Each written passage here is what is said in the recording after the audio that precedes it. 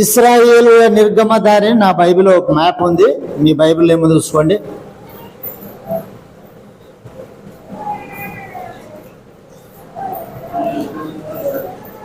ఉత్తరం దిక్క ఎరుకోపై కింద యెరూషలేము ఉంది, యెరూషలేము కింద మధ్యలో ఉప్పు సముద్రం ఉంది, ఉప్పు సముద్రం లెఫ్ట్ సైడ్లో రైట్ సైడ్లో మోయాబు అని రాయబడి ఉంటుంది. కనబడింది ఎవరికైనా?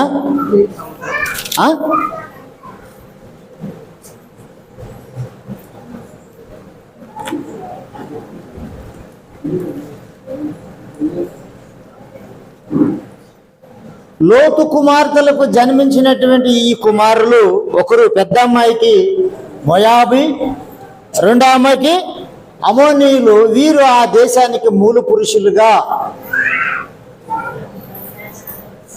ఇప్పుడు ఆ మోయాబు దేశానికి మనకు సాంప్రదాయాలు లేవు. ఒక కుటుంబము మంచి ఆశ్రదించబడినటువంటి పట్టణంలో ఉన్నారు, దాని పేరే యూదా బెత్లెహేం. పాత నిబంధనలో దావీదు పుట్టినది అక్కడే, క్రొత్త నిబంధనలో మన ప్రభువైన యేసుక్రీస్తు పుట్టినది యూదా బెత్లెహేం. అంత బెత్లెహేం, యూదా బెత్లెహేం అంటే రొట్టెల గృహము అని అర్థం, సమృద్ధిగా ఉండేటువంటి గృహం అని. అలాంటి గృహములో ఉన్నటువంటి ఒక కుటుంబము, అలాంటి పట్టణంలో ఒక కుటుంబము. ఇప్పుడు మనం రూతు గ్రంథము 1వ అధ్యాయము 1వ వచనాన్ని మనము చదువుకుందాం. న్యాయాధిపతుల దినముల యందు దేశములో కరువు కలగగా యూదా బెత్లెహేము నుండి ఒక మనుషుడు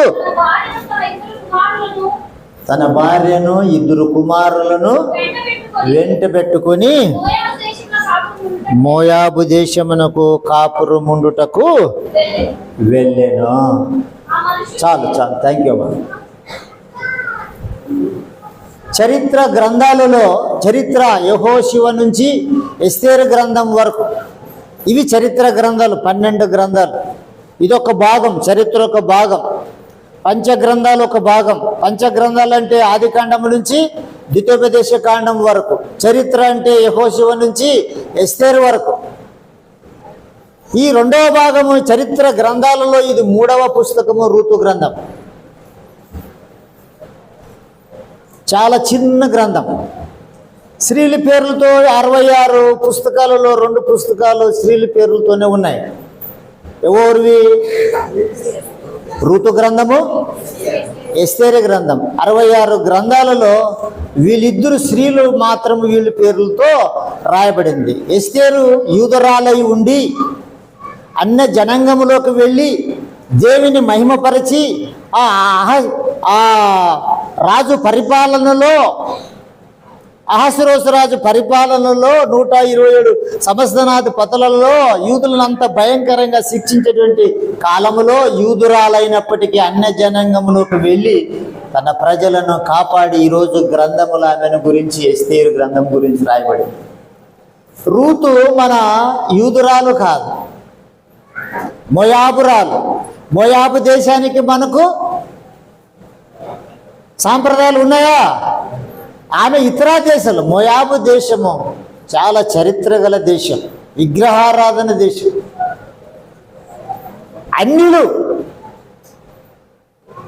అలాంటి ప్రదేశంలో ఉన్నటువంటి రూతు మోయాబురాలు ఈ ఎలిమెలకు నయోమి 2 భార్యాభర్తలు కరువును ఆలోచించుకొని బెత్లెహేముకు కొద్ది కరువు వచ్చిన వెంటనే ఆ మోయాబు దేశానికి వెళ్ళి అక్కడ బాగా సంపాదించుకొని బాగా కష్టపడి పని చేసుకొని వస్తామని ఆ కుటుంబము ప్రయాణమై మోయాబు దేశానికి వెళ్ళింది.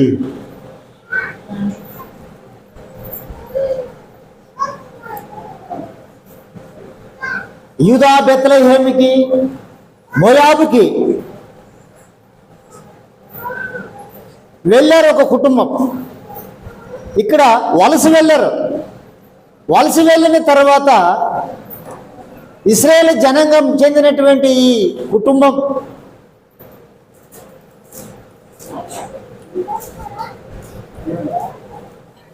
కొద్ది కాలం, ఎందుకంటే ఇశ్రాయేల్ ఆ రోజుల్లో ఒక మెడలో ఒక పతకం వేసుకునేవాళ్ళు, పట్టి శిల. దాంట్లో శిలలో ఏముందంటే 10 ఆజ్ఞలు ఉంటాయి. 10 ఆజ్ఞలు ఉంటే పలకను ప్రతి ఇశ్రాయేలుడు మెడలో వేసుకునేవాడు. మేము హిందువులుగా ఉన్నప్పుడు ఒక పథకాన్ని వేసుకున్నాం. ఒక అతని ఇట్లా కొండ మీద పై చేయి పెట్టుకొని అది వేసుకునేవాళ్ళం. ఎవరతని? గొండ్రగడ్లి, చక్రం, ఇవన్నీ ఎండుతో తయారు చేసి గొలుసులు వేసుకొని గొంతులు వేసుకొని ఈ గుండె నుంచి బయటకి ఇడుచుకొని ఇప్పుడు సిలువ ఎక్కడిస్తుంటారు కొంతమంది, తన భక్తుడు అన్నట్లుగా. ఎక్కడి నుంచి? ఈ గుండెల నుంచి బయటకి ఇడిచింటారు సిలువ వేసుకుంటే. మన బండి ఇడిచింటారు ఎవరైనా హోటల్ దగ్గర, ఏమని మాట్లాడతారు తెలుసా పల్లెటూరులో? ఇది యశ్వతుంది, ఇది బండి అంటారు. ఎవరిది? ఏం చూసి యశ్వతిని అన్నాడు?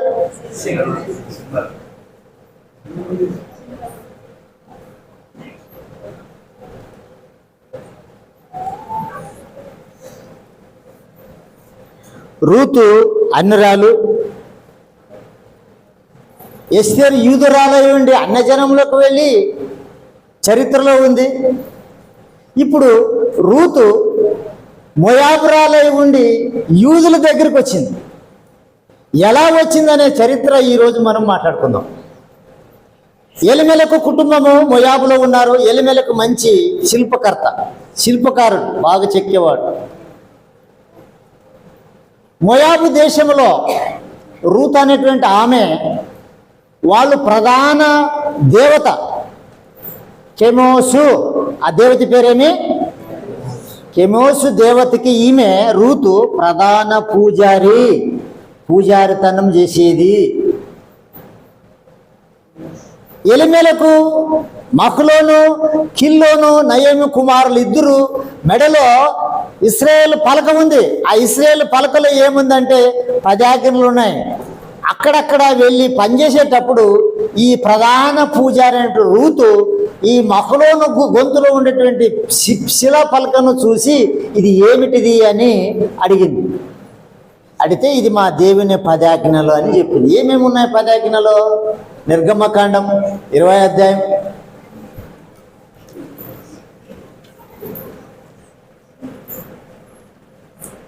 చూడండి. నిర్గమకాండం 20వ అధ్యాయం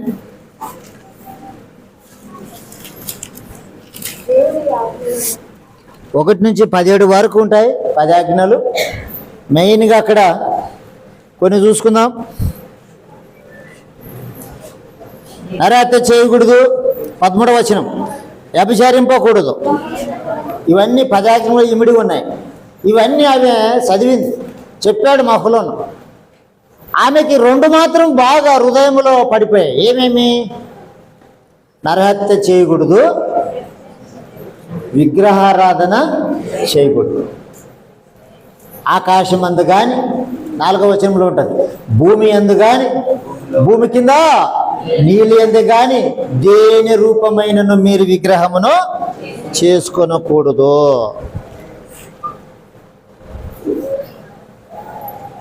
అలాగే రూతుతో పరిచయమై ఆమె మోయాబు రాజు యొక్క కుమార్తె రూతు. ఎవరు బిడ్డ? రాజు కుమార్తె.